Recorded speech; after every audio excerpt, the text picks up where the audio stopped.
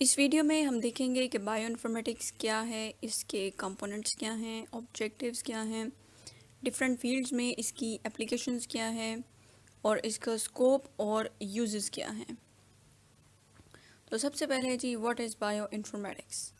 Bioinformatics basically एक ऐसी field है जिसमें हम कंप्यूटर्स, डेटाबेसेस या कंप्यूटेशनल मेथड्स जो हैं उनको यूज़ करते हैं बायोलॉजिकल इंफॉर्मेशन जो है इसको कलेक्ट करने के लिए, मैनेज करने के लिए या न्यू जो इंफॉर्मेशन है इसको जनरेट करने के लिए और एक्सचेंज करने के लिए। इसमें बेसिकली कंप्यूटर टेक्नोलॉजी को यूज़ किया जाता है। डिफरेंट जो लिविंग ऑर्गेनिजम्स हैं उनके अंदर डीएनए के अंदर जो न्यूक्लियोटाइड सीक्वेंसेस हैं और प्रोटीन्स में जो अमीनो एसिड सीक्वेंसेस हैं उन डेटा को कलेक्ट करने के लिए, स्टोर करने के लिए और फिर एनालाइज करने के लिए जो है वो यूज़ किया जाता है। डिफरेंट सॉफ्टवेयर्स जो हैं वो डेवलप किए जाते हैं। तो डिफरेंट मेथड्स या सॉफ्टवेयर टूल्स हैं जिनको फिर फर्दर यूज़ किया जाता है डाटा को एनालाइज करने के लिए और इंटरप्रेट करने के लिए। Components of bioinformatics. सो सबसे पहले है क्रिएशन ऑफ डेटाबेसेस। अब डेटाबेसेस क्या होती हैं? डेटाबेसेस बेसिकली सिमिलर डाटा जो है उसको हमने एक सिस्टमेटिक वे में अरेंज करना होता है।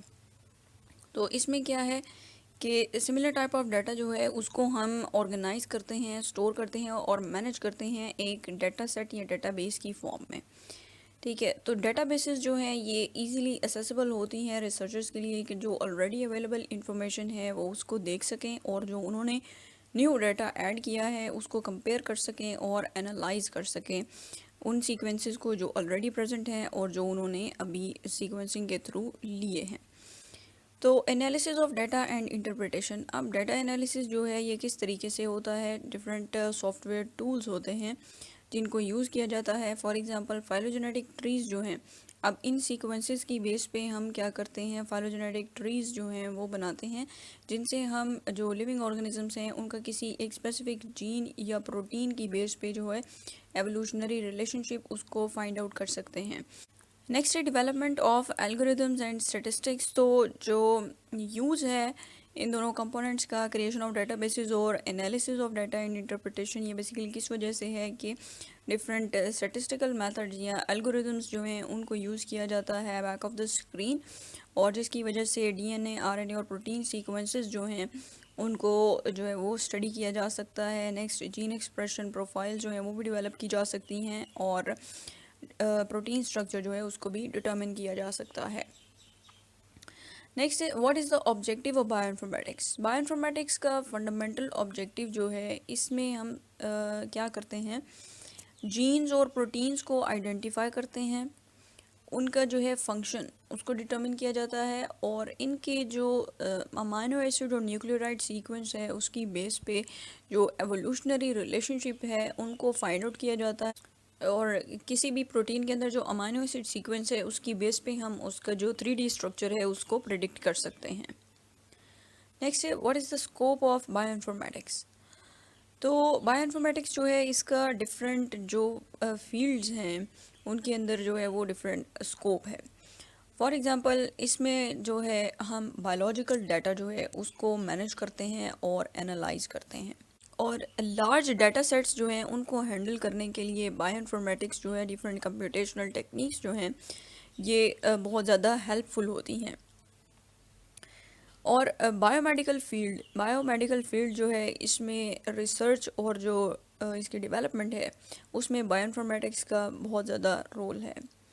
ठीक है, इसमें बेसिकली क्या होता है कि डिफरेंट कंप्यूटेशनल कोडिंग टेक्निक्स जो हैं वो यूज़ की जाती हैं डिफरेंट एप्लीकेशंस के लिए। फॉर एग्जांपल जीन सीक्वेंस या फिर प्रोटीन फंक्शंस और सीक्वेंसेस जो हैं उनको फाइंड आउट करने के लिए, एवोल्यूशनरी रिलेशनशिप्स को डेवलप करने के लिए और प्रोटीन्स का जो 3 डायमेंशनल स्ट्रक्चर है उसको एनालाइज करने के लिए जो है वो different computational coding techniques use की जाती हैं। अब जेनेटिक डिजीज़ और माइक्रोबियल डिजीज़ जो हैं उनमें बायोइन्फॉर्मेटिक्स का बहुत इम्पॉर्टेंट रोल है क्योंकि इसमें जो है वो एक टारगेटेड जो प्रोटीन है या कोई भी जो मॉलिक्यूल है, टारगेटेड मॉलिक्यूल बेस्ड हम मेडिसिन बनाते हैं जिन्हें हम पर्सनलाइज्ड मेडिसिन कहते हैं। तो पर्सनलाइज्ड मेडिसिन तभी जो है वो बन सकती हैं जब जो टारगेट है मॉलिक्यूल उसका स्ट्रक्चर हमें पता होगा। ठीक है, तो बायोइन्फॉर्मेटिक्स के थ्रू हम उस टारगेट जो मॉलिक्यूल है उसका स्ट्रक्चर पता करते हैं और उसके बाद फिर अकॉर्डिंग टू दैट स्ट्रक्चर उसका काउंटर करने के लिए मेडिसिन्स जो है वो तैयार की जाती हैं। नेक्स्ट है जी एप्लीकेशंस ऑफ बायोइन्फॉर्मेटिक्स। तो इसमें सबसे पहले है जी सीक्वेंस मैपिंग ऑफ बायोमॉलिक्यूल्स, जैसे कि डीएनए, आरएनए और प्रोटीन्स हैं। तो इनका जो स्ट्रक्चर है, इनके अंदर जो सीक्वेंसेस हैं, उनकी मैपिंग के लिए हम बायोइन्फॉर्मेटिक्स को यूज़ करते हैं। ठीक है, जो न्यूक्लियोटाइड सीक्वेंसेस, फंक्शनल जीन के अंदर जो न्यूक्लियोटाइड सीक्वेंसेस हैं उनको आइडेंटिफाई करने के लिए यूज़ किया जाता है। ठीक है, और डीएनए के अंदर जो रेस्ट्रिक्शन एंजाइम, वो साइट्स जो कि रेस्ट्रिक्शन एंजाइम्स कट कर सकते हैं उनको आइडेंटिफाई करने के लिए, उनको फाइंड आउट करने के लिए, और ये जो है क्लोनिंग में बहुत इम्पॉर्टेंट है। Next PCR polymerase chain reaction को रन करने के लिए वी नीड प्राइमर्स। तो प्राइमर डिज़ाइनिंग के लिए हमें जो है वो बायोइन्फॉर्मेटिक्स जो है वो इम्पोर्टेंट रोल प्ले करती है। नेक्स्ट है फंक्शनल जीन प्रोडक्ट्स को प्रेडिक्ट करने के लिए एवोल्यूशनरी ट्रीज़, डिफरेंट जो जीन सीक्वेंसेस हैं उनकी बेस पे हम लिविंग ऑर्गेनिजम्स का जो एवोल्यूशनरी ट्री है वो हम बना सकते हैं using the different tools of bioinformatics.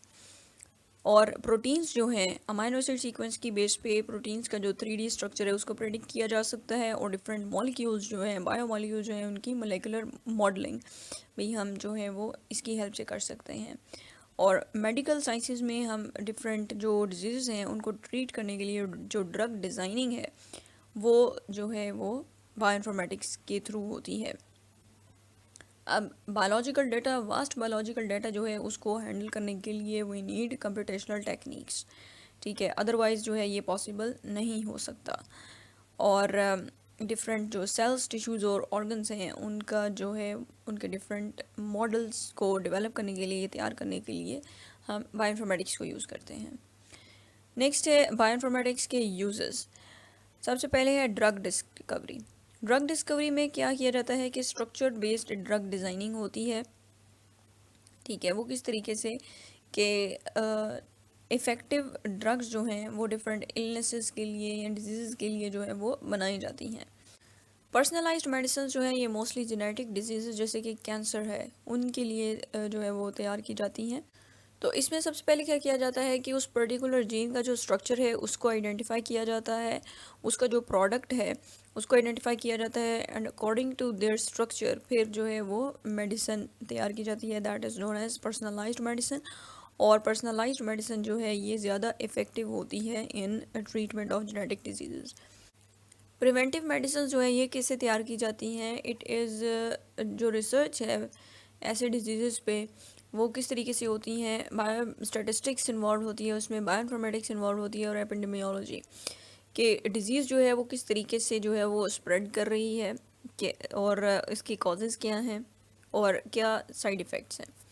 ठीक है, तो इन सब इंफॉर्मेशन जो है इसको यूज़ करके जो है वो प्रिवेंटिव मेडिसिन जो है वो तैयार की जाती हैं। Next is gene therapy.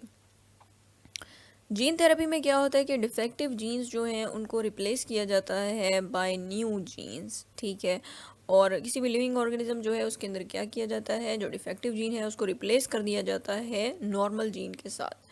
तो लिविंग ऑर्गेनिजम्स जो हैं उनके अंदर जो डिफरेंट जीन्स हैं उनका स्ट्रक्चर वेरी कर रहा होता है। ठीक है, तो अब एक एक्यूरेट जीन रिप्लेसमेंट बनाने के लिए we need large amount of data.